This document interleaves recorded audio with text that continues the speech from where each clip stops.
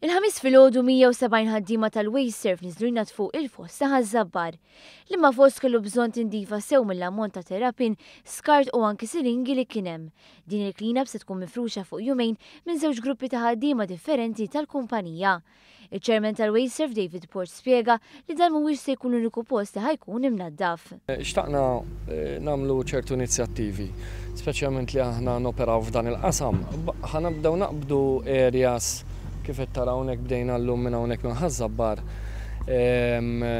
Naqbdu l-ħaddiema aħna hemmhekk qegħdin il fuq minn 400, llum ġew b'mod volontarju 170 ħaddiem mill-Wayserv biex nagħmlu daqsxejn clean-up campaign huwa parti mill-corporate social responsibility tagħna. B'appoġġ finanzjarju ta' 70,000 euro mill-Bank APS, il-park se jkun iżomm dan il-post mingħajr ħmieġ u telqa. Dan biex il-qudiem ikun jista' jitgawda mill-Maltin mingħajr ebda biża' ta' periklu. Żar din il-cleanup il-ħamis filgħodu l-Ministru għall-Ambjent u Tibdil fil-Klima Leo Brincat. U qal li spiż dan il-fost ikun suġġett tal-vandaliżmu minkejja l-isforzi ta' entitajiet governattivi jagħmlu minn kollox biex inatfuh.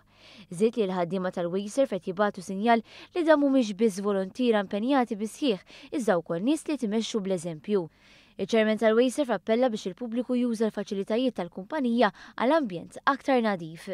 U nisperaw li b'dan kun qed nibgħatu messaġġ li pajjiż nadif poplu b'saħħtu u nagħmlu appell lin-nies biex illum għandna l-faċilitajiet aħna bħal civic amenity sites tifhem meta jkollhom bżonn jarmu dawn imxerdin ma' Malta kollha ma jħallsux flus, tifhem u ħafna mill-iskart li hawn hawnhekk u li ħankunu qegħdin niġbru illum huwa flus illum taqbad xi tarmi kif ġiġi.